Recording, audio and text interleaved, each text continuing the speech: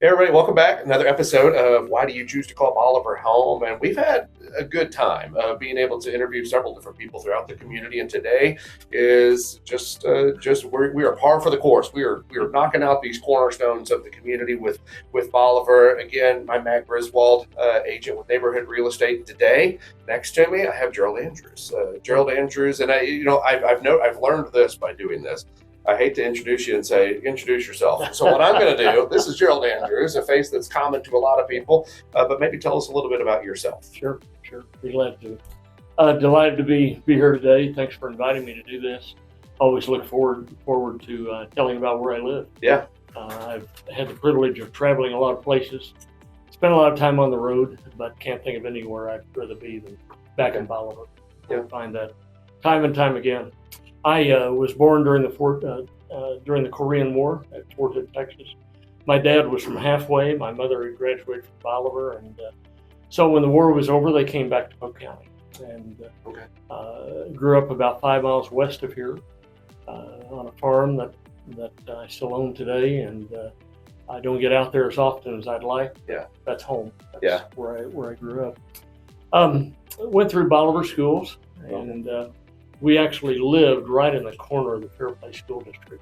Okay, I was wondering if you said 5 miles west, you're getting pretty close. We're real close. The Fairplay bus and the Bolivar bus both ran by our place every day, but our yard was the corner of the Bolivar School District. So I went through Bolivar, graduated in 1970.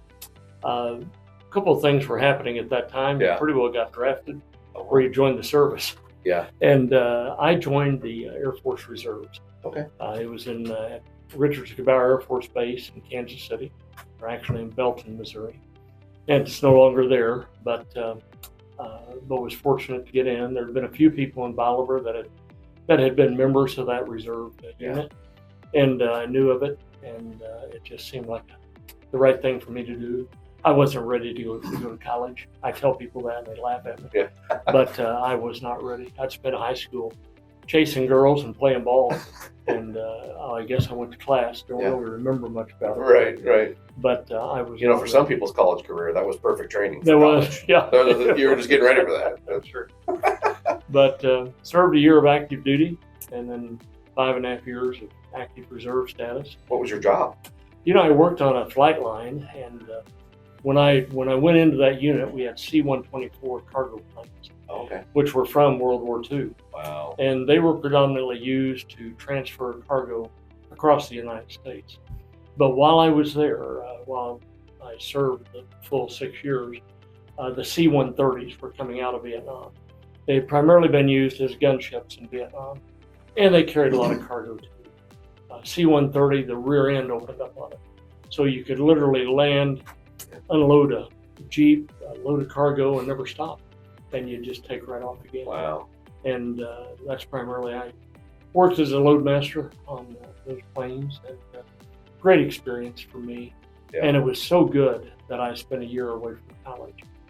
When I got out of active duty, I came back, went back to work for my dad on the farm, and he was glad I was back. And then started SBU. Yeah. And was there 4 years and graduated on a Friday. And 75, I'd worked for the university between my junior and senior years of college. Okay. And graduated on a Friday and went to work there the following Monday. Wow. And spent 17 years at Southwest. Had a great experience. Jim Sells, who's still well known in this community, was my mentor. I worked for Bill Jester, who's a Bolivar native as well, directly. And Bill left in about 1978, which opened the door for probably a more rapid advancement for me than what I'd anticipated. But started out working in student recruitment, got involved in financial assistance, student life, and then in the around 82 or 3, was approached about development work and raising money, and that's how I got involved in it. So, did you enjoy that part of it? I did. I enjoyed the people part of it. I often tell people, I know this sounds kind of humorous, but Doug Potts came to Bolivar my freshman year in high school. So I played 4 years for Doug. Yeah. And every year in the spring, of course, the Bolivar High School basketball tournament was held. And the B club, if you didn't play varsity basketball, the B club kind of hosted that tournament. So Doug assigned each of us 5 businesses to go sell ads in the printed program. Oh, wow. And I went out, called on 5 businesses. So the players were fundraising. That's right. For the tournament. For the tournament, yeah. And I often tell people that was my first exposure to fundraising or selling, which is one and the same. What were your businesses? Do you remember the 5 that you know? I remember I called on Paul Long of Bolivar Hardware. Okay. Called on Dan Bishop. He had Chrysler and Dodge dealership here in town. My mother worked at Empire District. That was an easy call for me to make, but I did call on them. And the guy that was managing there did buy. Yeah. Did anybody not buy that we still have grudges against? Or I'm just curious to know. I've gotten over those. You know, I learned a long time ago, if you don't ask, you'll never get a yes. That's right. Now, you're going to get some no's, but if you don't ask, you're not going to get yeses. Yeah, that's right. So then from SBU, you're going through that evolution there, but you've done many things even since then. Yeah, I've had a couple of jobs. Take us through the different hats you've worn. Yeah. When I left Southwest, I went to work for the Missouri School Board Association. But I did that. I managed public school monies. I was in charge of a couple of public school finance programs, and I set up public school foundations. Okay. Really fundraising. We set up about 60 of those around the state. I was enjoying the work, but got a call one day from Jim Sells, and Jim had been in a conversation with John Q. Hammonds. And Mr. Hammonds had built the Missouri Sports Hall of Fame. And to be blunt with you, it was losing several $1,000s a month. Wow. He was about ready to shut it down because he was the one paying the bills. Yeah. And Jim said, I think he would like to visit with me. What year was this? That would have been in 95. 95, okay. So within a couple of weeks, I got a call from John Q's office, and they invited me to come in and have lunch with him, which I did. And I had met him, but I didn't know him like Jim did. I went in, met him at University Plaza. If he was in town, he had lunch every day. He was in town at UP, sat back in the corner, had a big table, and had drawings all over during lunch. Yeah. And he would normally be meeting with some of his guys. Yeah. They'd be talking about projects that were coming up. I walked in, stuck my hand out. He looked up at me, and I told him who I was. And he goes, "I know who you are. Sit down. We're going to make a deal." Oh. That's what he said. We're going to make a deal. I don't even think he shook my hand. And for the next 15 years, I've often said, John Q. Hammonds and I made a lot of deals. Yeah. And it was just one opportunity after another. Yeah. And the first year with the Hall of Fame, it was a little tough. We had to figure out what we were going to do to pay bills. Yeah. I've told this story. It was really kind of funny. It took me a couple of months to disengage from managing public monies. So October 18th was my first day at the Hall of Fame. So I go driving in and drove up, went in the building. I had been there the summer before. I'd actually gone on a student field trip with my youngest daughter, Kate, and had toured the facility in the summer of '94 when it was brand new. Okay. And so I walk in, there are 2 older women and they're at the cash register, and introduce myself. And they're both volunteers. And they're basically standing between the building being closed and not. Yeah. So they started showing me the building. They were flipping on light switches. Nothing was happening. And I said, "What's wrong with the lights?" And they said, "Well, they're burned out." And so I went over to Lowe's. We did an inventory of all the lights that were burnt out. I went over to Lowe's and I bought 66 light bulbs with my credit card. It's funny you know the number. Oh, I remember it vividly, because then I came back and installed them. Okay. So we installed all the lights, got the place lit up. Yeah. We were open for business. The next day, they had a big lawnmower there, and the lawn needed mowing badly. I can do that. So I get out there and I'm sweating and pushing this lawnmower, and I'm like, I got to be the highest paid lawn boy in Springfield. And so I got it hired, mowed from then on, and I didn't mow it again until the pandemic. Okay. Jump ahead on that because it's kind of funny, but we laid our lawn man off. I started mowing the grass. And we were getting through the pandemic, surviving a bit better than what I'd anticipated. One of my board members called me one day and he said, "Are you still mowing the grass?" And I said, "Yes, I am." He goes, "Why don't you hire the lawn boy back? You're not very good at that." So, we don't want to spend the money, but it looks awful. It does. We gotta get something. That is true. But a lot of experiences there. I could spend 3 days just talking about the Hall of Fame. I'd been there 6 months and got a call from Mr. Hammonds, and I would see him 2 to 3 times a week, and would normally see him early in the morning. I was living here, and I'd drop by his office, see what he wanted, and would see him 2 or 3 days a week. And we traveled together quite a bit, which was always interesting. And but he called me one day. He said, "I need to see you this afternoon," which was highly unusual. We never met in the afternoon. I'd been there 6 months. I'm like, golly, he's going to fire me? Is he mad about something?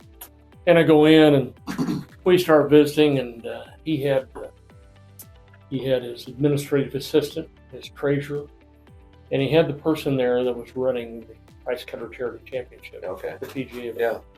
And he goes, "Jerald," he goes, "he's fired, and you're in charge of the tournament." Just wanted to do that in front of everybody. Everybody heard the same message. And we all heard it for the first time. Wow. And I'm like, now, let's slow down just a minute. Because this was in April, and the tournament was in June. Yeah. And I'm like, I'll do whatever you tell me to do. He goes, "I know." And, buddy, I said, "I don't know anything about the tournament." Well, we end up agreeing that the tournament director would stay. But from that point forward, I was in charge of the money. Okay. Whether it was fundraising or paying bills or whatever. He was accusing the other guy of not handling the funds correctly. Gotcha. So, and by the time the tournament was over, I knew I'd be taking on the tournament as well. What a lot of people don't know is John Q also had a golf course in Greenville, South Carolina. And this was during the days it was called the Nike Tour. And I ran that tournament for 3 years as well. It's kind of interesting because the course there is nothing like Highland Springs. And everybody used to tease me at PGA Tour meetings and said I had the best Nike event and the worst one because the place in Greenville, Hammonds had a hotel on the property. Yeah. But you could play the golf course any day for $39.95. Wow. It's that type of place. And then in '99, he built the new golf course out to the airport in Kansas City called Tiffany Greens. Okay. And I managed the senior PGA Tour event that was there for 4 years. Yeah. How rewarding was that? Like being able to, it sounds like you like to learn new things and jump into new things and meet different people, but that's a whole other experience. It is totally. The irony is with the Hall of Fame, you were just trying to operate in the black. Yeah. And pay the bills. Whereas with the tournament, you're trying to make as much money as you can and give it away to charity. And so it was kind of a contrast. I've often told people the best day of the year of running the Hall of Fame in the tournament was the day we gave the money away.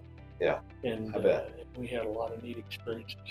Gave a lot of money away over the next X number of years. Did you grow up with that kind of mindset, or where does that, heart in you come from of wanting to raise money and support? I think several different places. I think one, doing the deal in the high school kind of got me interested in dealing with people at least. Yeah. And I found out that I could ask. A lot of people can't. So forth. When I was at the university, started out pretty quick on stage in front of people. Okay. And I often reflect upon my childhood. When I was a small boy growing up out here west, we lived close to what's called Barron Creek Presbyterian Church. And it's still there. There's a large cemetery there. I don't think they still have church, but they had a Bible school every summer. And my mother would send me to that Bible school. A lady would be driving by, she'd pick me up and take me. And I'll never forget, we were getting ready for our weekend program, and this lady goes, "We're giving you the longest speech because you can talk the loudest and you're not afraid to be on stage." Yeah, makes sense. It does. Yeah. And I've told that story many, many times that really my speaking time, I'm sure you've got a place where you kind of started to develop that. Yeah. And for me, it began that far back. What did that, whenever they said that to you, what did that do for you? Were you excited? Were you anxious? A little bit both. Were you like, this is my moment? This is what I've been preparing for? Well, I wasn't old enough to realize what I was preparing for. Yeah. But it was excitement that somebody thought I could do something like that. So, and it just continued on. It continued in the service. Some of the assignments I got while I was on active duty related to that, and then it sure developed to Southwest. And I ran for sophomore class president at SBU and got beat. Obviously, I was a commuting student. Yeah. And a lot of the kids didn't know it, but it interested me in that element of school. And my next year, I ran for student body vice president and won. Okay. And my senior year, I was student body president. There you go. But my political interest developed. Some people will remember my mother worked at the courthouse for 10 years, from 60 to 70, and she was the deputy county clerk. And on election night, I would always go with her. And the county clerk was a gentleman named Dick Lauer, and he would always hire me to seal the ballot bags and store them back in the vault and so on. And I really think that's where some of the political interest started developing, and then just kind of got involved in political life here in the region and so forth. That continued as well. Yeah. But anyway, I spent 27 years running the Hall of Fame. And was getting ready to turn 70, so I worked with our board in developing a succession plan.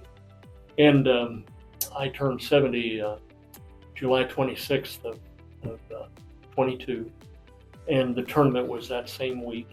And so when the tournament was over at the end of July, I retired. I stepped down as CEO. I had agreed to stay a few more months and just help with the transition. So I fully retired at the end of February in 23. Okay. And left there February 28th and came to this office on March 2nd.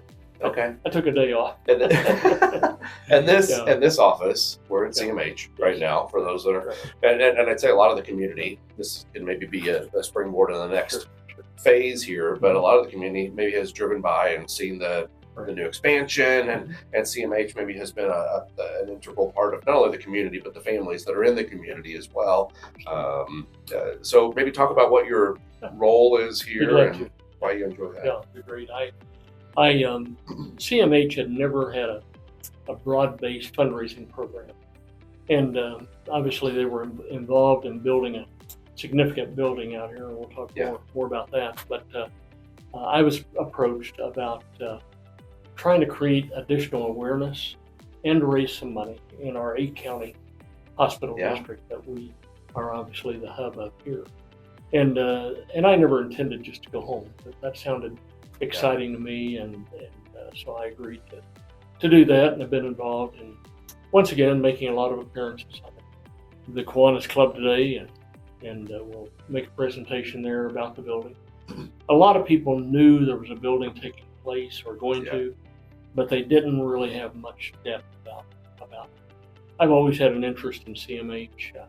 If you read the book by Sterling and Babb, you'll find my name in one of the opening chapters about meetings and visiting about how can we go about founding a hospital here. I tell people my name's in smaller print because I did less work than everybody else. That's kind of true, and it is true.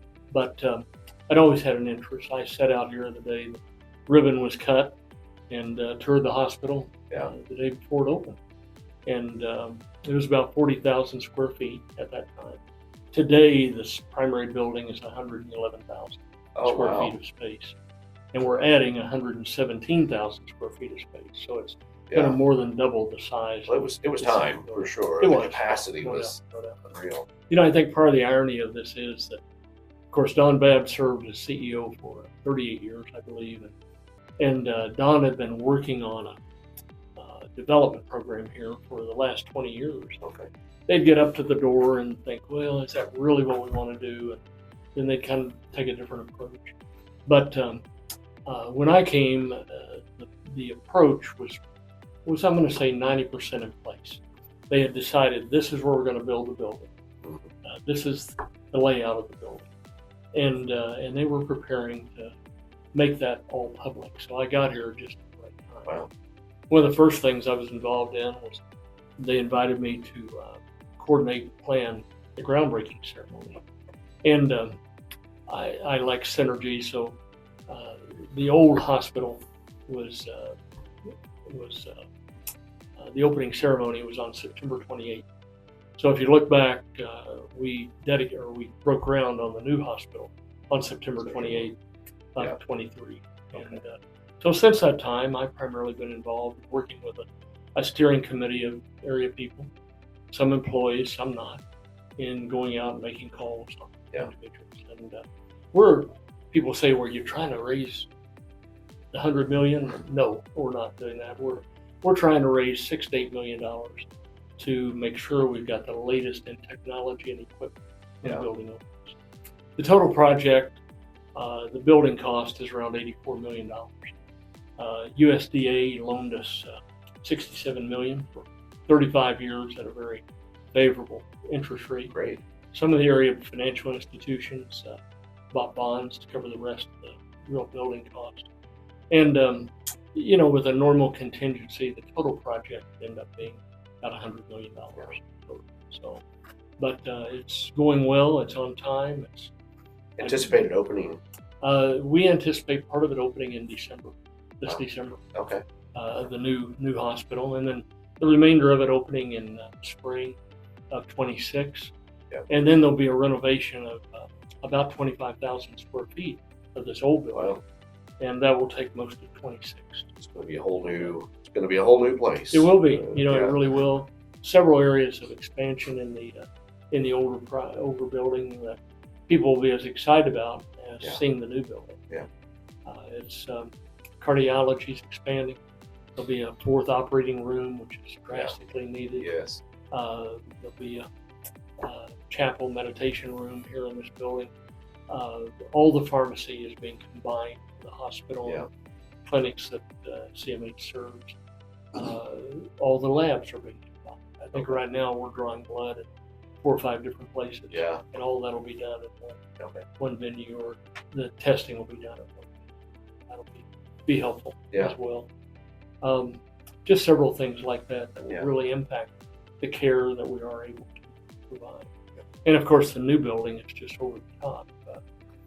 Once again, I'm like a lot of people, I just knew enough to be dangerous. But for example, we have 12 ER rooms, and in the current facility, each ER room, we're told, should service about 1,000 people a year. So we ought to be taking care of about 12,000. Yeah. Well, the ER here at CMH sees 20,000 people a year right now. So that was an area we really needed to expand. There'll be 29 ER rooms in the new ER. Wow. And that should enable us to care for up to 30,000 people. How many patient rooms? There'll be 28, and that's the same number that we currently have. Oh, okay. That's really not where our need is, because the practice of medicine has changed dramatically, and whereas you may have used to have stayed in for overnight monitoring if you had your gallbladder removed, well, now you pretty well get it removed. You go home. And the big change for patient rooms, they will all be private. Oh, okay. And people are really excited about that. They'll be spacious.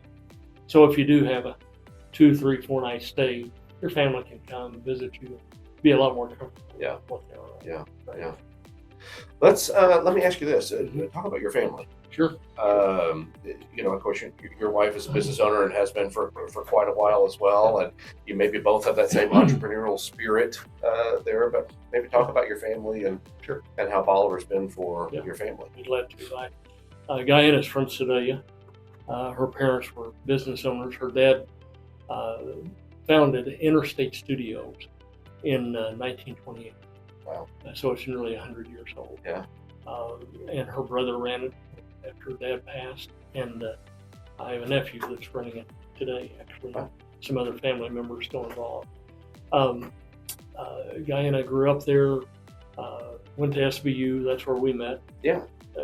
Kind of ironic, she has a degree in medical technology, but has never practiced. Okay. And she worked for her family for the first 2 or 3 years we were married. She commute to Sedalia, And then we started having 4 daughters, and continued to commute some until the oldest one, Jerald, started school, and she pretty well stepped away at that time. Yeah. We had our 4th daughter, and a man named Bob Hammonds, who's a Bolivar native, was a State Farm agent here in town. He and Jim Forgy were the 2 State Farm agents. And Bob called Guyana one day. It's when the Roth IRAs were starting. Okay. Banks were holding meetings and stuff. To be blunt, Guyana knew more about it than anyone else did. They were at a meeting at what used to be called Farmers and Merchants Bank. And Bob heard Guyana ask some questions. He called her the next day and he said, I'm moving to Springfield. Do you have any interest in being a State Farm agent? One of the things she did for her family was she handled all the insurance for her dad and mom and related family, and she expressed some interest. And long story short, they started interviewing her, and our youngest daughter was 1 year old, and I can remember sitting in an office with the State Farm manager. He's going, I got to be crazy to think about hiring someone that's got 4 kids, basically 5 and under, and your youngest one's 1 year old. Yeah. But we think you'd be a great State Farm agent. So she's now been with State Farm 38 years. Okay. You asked me earlier about giving, or how I got interested in that. You know, Guyana's taught me more about giving than anything. When we got involved, she was used to tithing in church. We didn't do that.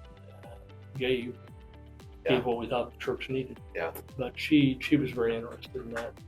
She does not like attention related to what she does. And I can't tell you how many things she's done for families in Bolivar.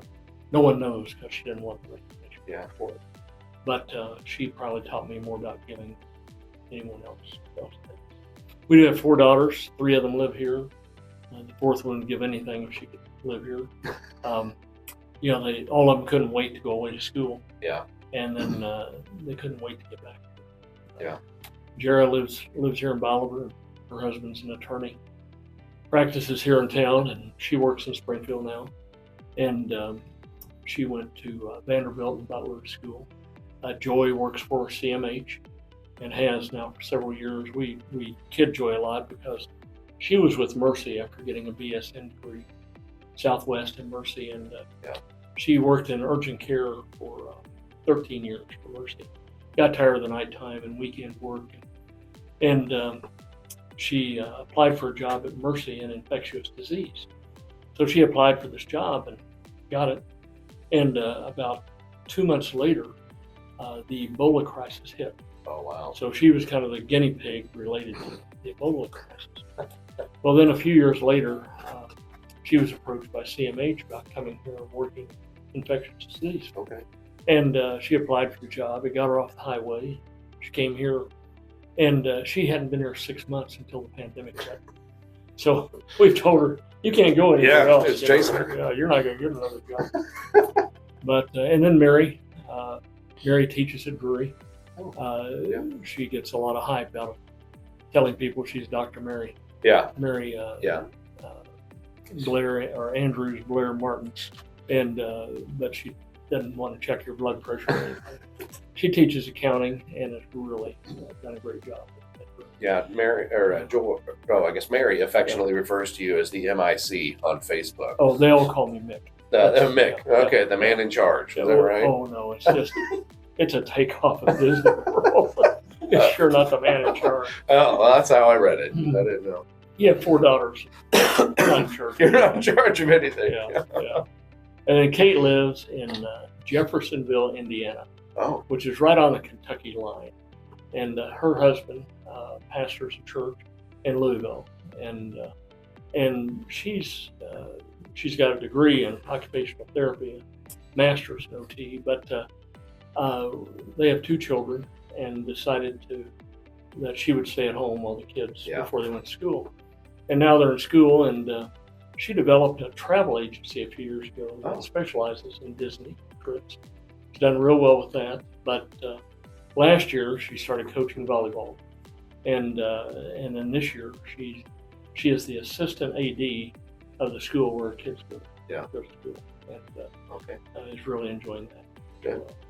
They're all busy, and We have 9 grandkids, Yeah. and people that actually know me know I was an only child. So it's been a real adjustment. Yeah.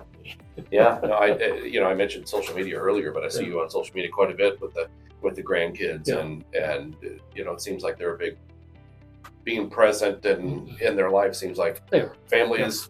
Yeah. You're big on family. It is. Sure is. Yeah, we try to go to as many events as possible.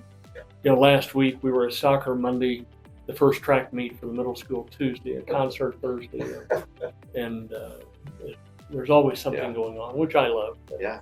Some of the grandparents are gone, and so it falls a little bit more upon Guyana and I. Yeah. Try to be present whenever. I saw also, and I have to admit I was a little bit jealous, because I think I saw where your connection for the Missouri Sports Hall of Fame is still good, because Judd got a Brett Saberhagen autographed baseball, and I thought, what? Talk about, and speaking of, just to finish that thought, my folks, and I grew up a big George Brett fan. Right. George Brett. And so my folks went to whenever George Brett was at the Missouri Sports Hall of Fame. And they've got a picture with George Brett, and they gave me an autographed bat and an autographed ball. And it was just neat. So you did the work at the Missouri Sports Hall of Fame, but boy, talk about, I think that's different, work versus impact. The impact you had on people. I got to speak to Mark Stevens, and he was like, I was in fairy world here, being able to take pictures of all my idols growing up. And of course, he was more on the Cardinals side, but both my folks are from Kansas City, Kansas, and so I grew up with the Royals and the Chiefs, and Kansas Jayhawks, and things like that. So the impact you've had, not only at the Missouri Sports Hall of Fame, and not only with your family at CMH, like, you've impacted a lot of people and the lives. Had a good run. It's been a lot of fun. It really has. Yeah. I remember that day so well, Matt, because the tornado in Stockton happened on a Sunday. And that event was on Thursday. Okay. So there was some debate on, should we cancel this event? We decided to move forward with the event. And the Hall of Fame is a not-for-profit entity. I mean, we live and die by money we raise there. And we had a good run in terms of operating in the black. My first year we lost some money, but I never had to borrow money. But we operated in the black for the next 26 years. Yeah. And we went ahead and had the George Brett Day, our event. We unveiled a bronze bust of him and named him a legend. And I said to him, we want to raise some money for Stockton and some of the people that lost everything they had. He said, that's great. We sold 7 bats that day, and your folks bought the first one. Oh. And that kind of set the price as to what it was going to be. But the money that we made off our auction that day, we gave to some of the areas that really needed it the most. What a cool story. I didn't know they bought the first one, but my mom is in Parkview now. Yes. She's in the memory unit over there, and next to her bed, there's a series of pictures.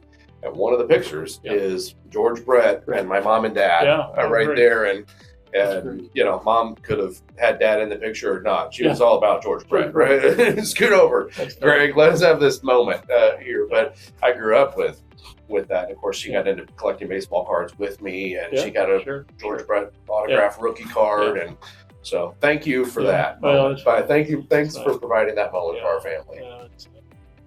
We often say we made a lot of people happy. By recognizing them. And of course, the hall broadened. When I first got there, it was strictly professional sports. I don't mind telling you, it was primarily men. And it was primarily white men. And we broadened it beyond baseball, basketball, and football into lots of sports. This past February, we inducted a guy for mounted shooting that I met through the state fair work, and he's a world champion in mounted shooting. And it was just so much fun to develop the other sports. And I got a bigger kick out of inducting Doug Potts than inducting any big name that did over 27.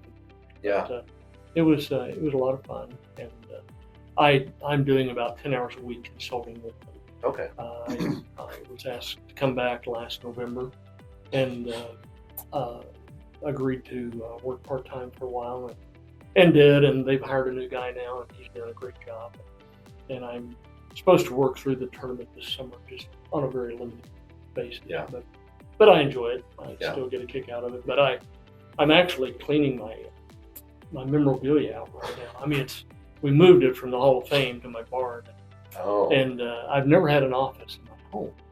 So we've decided we're going to clean out one of the rooms. I'm going to put a lot of my stuff on display. I don't have room for all of it, but we're doing that. But I was doing it here. I was working on it last Saturday and ran across this baseball. Saberhagen was inducted a year ago in February, and I had him sign this ball to Judd, but I'd forgotten I had it. So I found it, and gave it to him Sunday, and he was over the top because they were Royal fans. Oh, yeah. Yeah, that sounds great. Let me ask you this too, maybe on a more personal note, but you've mentioned your faith a few times. What role has faith played in your life and with your family? You know, I grew up, once again, we lived west of Bolivar, about 5 miles. My dad had grown up at Pleasant View Missionary Baptist Church, which is down the Burns Bottom. If you go east and go down Burns, it's down there kind of at the end of the AA road. That's where my grandparents lived. My granddad had 2 brothers. One lived on one side, the other lived on the other side. But my first church exposure was in Pleasant View. And we'd go there. My great aunt Dolus taught the Sunday school class. Every Sunday there was a verse you had to memorize. Then before church started, you went up in front of the church and you told your verse. Once again, it was there you go. Early speaking. But my other grandparents attended Calvary Missionary Baptist Church here in Bolivar. It was closer, and we had this dairy, and so all in all, we ended up going to Calvary. And I've been attending there since I was 9 years old, I guess. And we still go there today. Church treasurer and have been for 30 years, and taught Sunday school. Guyana leads the music, and that's where. Now is Michael Calhoun he's my pastor? Pastor, right? The CEO of. So I got to be really careful. Yeah. 7 days a week. I didn't know if you were giving him tips on the sermon on Monday morning. This is what I would have. We laugh at times. He never asked me for tips on the sermon. But he's been our pastor for 18 years. Okay. And we were having a fellowship back in January of 23, and he had been to my retirement ceremony and so on. And he said, "What are you going to do?" And I said, "Well, I don't know how. I probably shouldn't ask you at church, but I said I'd like to come visit with you." He goes, "Oh my gosh, I've been trying to figure out how to ask you to come and visit with me." So we got together shortly after that. Yeah. And he obviously knew what I'd done for the last 15 years, and that's one of the reasons I'm here. Yeah. So, well, let's ask the question then. So you've had opportunities to be able to leave and go, but there's a reason you chose to call Bolivar home. So why do you choose to call Bolivar home? What's it meant to you? I can't think of a better place to live. You know, I especially at a younger point, out of college, got married, involved in the Chamber of Commerce, involved in the Rotary Club, just everything we did. We interacted with people. Yeah. And at one time, Matt, I think I knew everybody about it. Now, after spending nearly 30 years in Springfield and only sleeping in Bolivar, I kind of feel like I don't know anyone. Right. And I even run into people who are like, "Hey, Jerald." Guyana, who is that? Yeah, hey, you. Because everybody else is aged. I look like 50 years ago. Yeah. But I think the people and knowing it was a great place to raise our kids.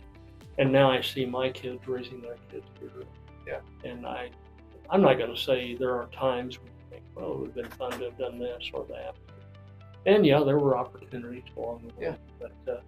But it's just kind of been the right thing. I enjoyed the career in Springfield. It opened the door to do other things. I had the opportunity to be one of the original investors at Bank of Bolivar. Okay. And because of Guyana being with State Farm and being involved in finance, that was as far as that relationship could go. But when Oakstar Bank was being developed, I had a chance to be the founding chairman of Oakstar and still serve on that board. Yeah. Spend time there every month. And then when I was preparing to retire, I'd done lots of things, like I was on Special Olympics State Board for 8 years. That was a real neat experience. But I knew I wanted to do something civic-wise, community-wise. Didn't know I was coming here at that time.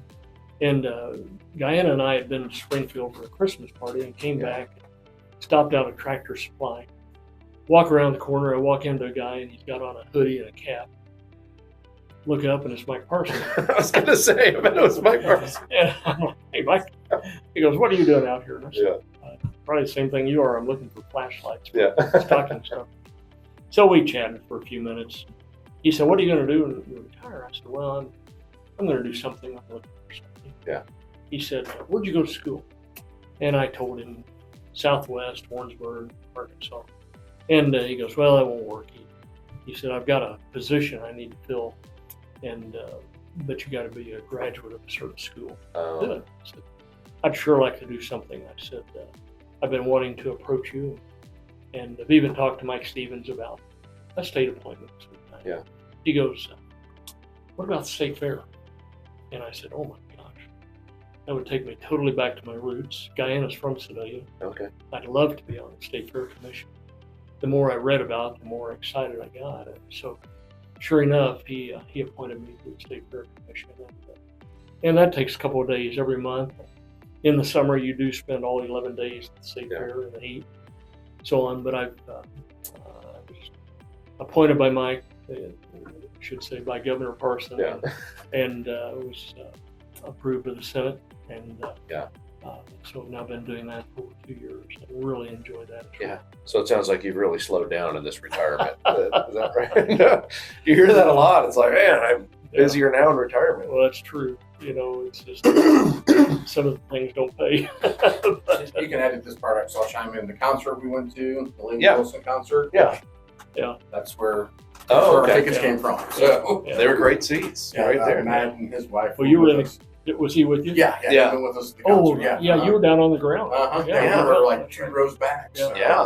Yeah, and I tell you, Lainey Wilson was great. Jackson Dean opened, and I had never heard of him, and I downloaded so many of Jackson Dean's songs. Yeah, he's great too. So. You know, it's one of the biggest deals we deal with in terms of being difficult, because these entertainers get paid so much now. Yeah. And our venue, well, at Lainey Wilson, we had over 12,000 people there, and fortunately, we caught her on her way up. Right. You know, I'm hesitant to say we booked Lainey Wilson for $150,000. Well, now she's going for over $1 million a night. Wow. We were really fortunate to get there. But booking concerts is a big deal for the fair. We're not involved in that daily as commissioners, but we do have to approve. It is a big deal. Yeah. I think every time when the schedule comes out, people are looking at it to see what nights they want to go. Yeah, I think we're finally booked up right now. But, you spend upwards of a couple $1 million on paying the entertainers. Well, if you ever have anybody drop out, I know Dusty does karaoke, so I don't know if you need. I think his job is to make the fair. I'm not saying lead with it, but in a pinch, that might. So let me ask you this, and we can move to wrap up. I know your time's valuable, and we don't want to keep Gary waiting either. So let me ask you this. So I thought it was interesting. You said you were an only child, and now you're surrounded by all these kids and these grandkids and things like that. But you know, you start to muse a little bit, I guess. You know, as we age, what's the legacy you're hoping that your kids take away or your grandkids take away from the life that this amazing life that you live? You know, I don't think about that much. I really don't. I think, you know, the things that come to mind for me, I can recall vividly the girls being small. And, you know, by the time they started thinking about lives and working, my wife and I both said they're never going to work like we work. Yeah. You know, time has become more important than anything else. And as I've watched them develop, I continue to say to them, do what you want to do. You know, they all have done what they want to do, and that's really important. We advised them all to get a degree that was terminal in some way. If you had to take care of yourself, be in a position to do that. And 2 of them have gotten terminal degrees. The others have gotten great educations. And we said that was important. Family is key to it. I agree. Got a lot of friends, but when it comes down to it, you know, you take some of that for granted. You know, Dusty knows we ate lunch if we were in town on a Sunday, and have been to church. We went by Nan's for lunch every Sunday. And now they come to our house. Yeah. And not everyone can be there. One's playing baseball on Sundays now and so on, but we get as much family together as you can. It's really those things, it's, you think about some of the neat things you got to do, and they have been fun. I can't deny that, but in 10 years, people will have forgotten. Yeah. It'll be someone else.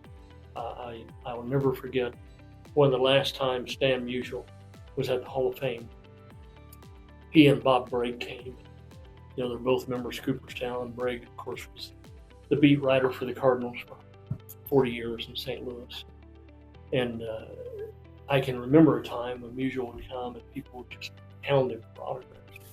But I'll never forget, I walked back through the Hall of Fame, and there sat Stan Musial and Bob Bragg in chairs just visiting. Yeah. And people were just walking by. I'm like, who are those two old men? Wow. And so it does happen. Yeah. And I know it does. I had the privilege of working for John Q. Hammond directly for 15 years before his health got him. And today, you bring Hammond's name up in Springfield. Well, it's still on the baseball field. But, there's a statue of him downtown. But beyond that, people are forgetting who he is and or who he was. So we know Springfield is a different place because of it. So. Yeah, no, I think that's good. And sometimes it's vulnerable to talk about, like, what am I hoping these life lessons that, I have 5 kids. What are these life lessons you're hoping that you instill in the kids? But I think you hit the nail on the head there, especially where I'm thinking as well too, is like time and experiences. It's not the, and it's amazing how often we're learning from people who aren't trying to teach us. Yeah. They're not saying, sit down, let me show you something, but just how about, how they go through life and how they handle a day to day. And I think you've been a great example for your family with that too. I remember vividly, my dad was 62 years old, had not been well, didn't know exactly. We didn't know what was wrong with him. Yeah. And sitting in a hospital room with him, and this doctor came in and kind of looked him over as he just got there. And the doctor said, well, I think you've got pancreatic cancer. And I knew enough about that to know that's a death sentence. And they asked about treatment. He said, well, if you decide to take treatment, this is what we'll do. He said, let me run some more tests and so on. So he left the room, and it was just my mom and dad and I can recall vividly just feeling like, well, he's going to die at age 62. And I remember thanking him for developing a work ethic, taking me to church, and making family so important in my life. And that's what it kind of came down to. Fortunately, he didn't have pancreatic cancer, but shockingly to all of us, he died a week later. Wow. And he's been gone now more of my life than he lived. Yeah. So. This is another reason. This is another reason why I enjoy having conversations like this. I think because like you said, it's you have that moment where it's like, oh no, I need to make sure I say these things, or I need to make sure and with the experience with my mom, she's there but she's not, and so I think of questions that, gosh, I wish I could ask. I bet she would know, but I can't. And I think so often people get to that point where it's like, I wish I would have known this, or I wish I would have just taken that time. And so just vulnerably or humbly from me, like, I appreciate you very much taking the time just to sit down. I love to hear the stories of the folks and the people and the emotion of it, and I appreciate you sitting down with us and doing this. Thrilled to do it. I will I ever retire? If I live long enough, I probably will. I really want to write a book and about family and my life, and because I want it to be passed on. My dad told me story after story. My mom told me story after story, and we've got some of that history. I'd like to write a book. That'd be a treasure. It would be for our family, I think. And the girls have encouraged me. It's the small stuff. Hank Stram, we inducted in January of '96. He was a member of the first class I inducted. Today, people don't even know who Stram was, Yeah. but he was the coach of the Chiefs when they won their first Super Bowl. Yeah. But anyway, when I met Stram, he and Jack Buck had just been fired from CBS Radio, where they were doing Monday Night Football games. So Stram was kind of looking for something to do, and he liked the Hall of Fame, and kind of hooked on to us. And there's many stories I could tell you, but that fall, that was in January. We communicated by phone over the next few months. He'd just call at times, tell me a joke or whatever, and then he came back and played in a couple of Skins games, played in some of the Hall of Fame tournaments. But he called me in late August, and it was on a Saturday afternoon. And he said, "What are you doing?" And I told him I'd been outside working in the yard. He said, "What are you doing?" I said, "Well, I haven't done much today." But he said, "You know what I'm going to do tomorrow?" I said, "No, Coach. What are you doing tomorrow?" He said, "I'm going to walk the dog." And I said, "Okay, you're going to walk the dog." His wife's name was Phyllis, and he called her the Punk. And he said, "I told the Punk," I said, "we're going on a dog walk."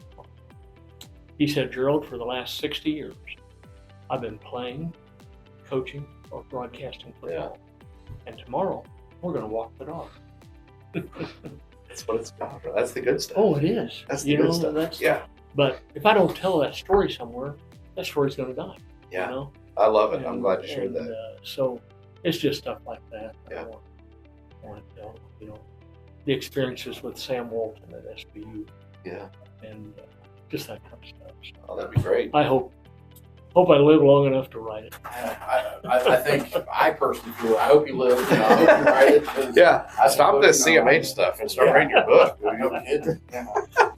No, it's funny because I sat down with Bill Bob and he's Yeah. 86. Yeah. And he was talking about how old he is now, and I said, "Listen, you're a spring chicken compared to Louise Wimberly, who I just talked to. She's 97, and she's still, getting after it there. She and talk about the small stuff. I asked Louise. I don't know. I can pose the same question to you if you'd like, but I said, what are the types of things you look forward to? And she said, "Oh, I don't know. I know I've done so many things. I'm getting older. I can't do a lot of things." And I said, "What do you miss?" Yeah. And she said, "You know what I miss?" She said, "I miss mowing my yard." Yeah. And I said, "Mowing your yard?" And she said, "Yeah." And she said, "In fact, I mowed 7 people's yards that's right. for free." She said, and I said, "Were you pushing or riding?" And she said, "No, I was pushing." Yeah, there's good exercise in that. Yeah. But out of all the 97 years, she's Yeah. lived in the same house since 1960. I think she misses mowing her yard. Mowing her She yard. couldn't do it. She's Yeah. on a walker. Yeah. And it's that small stuff. Yeah. It's that good It stuff. is. And Yeah. and I love that we captured that moment Oh, there yeah. too. So, That's great. She and Nan graduated from high school together. oh, wow. We all thought my mom would outlive me. Yeah. And she almost did. But she got old in 6 months. And same thing will happen with Louise. Yeah. Thing. But it just, Yeah. so many stories. So many so stories. much history. And she has lived in the same house since 1960. Her TV in the living room is the Zenith console TV on the Is that floor. right? Yeah. It's a time capsule, and I loved it. Yeah. I loved Yeah. it. I couldn't get enough of it. But Well, anyway, I'll close this, and Great. then if you Good. if you have any other questions you want to, I'm but I'll good. go I ahead. don't know what time it is.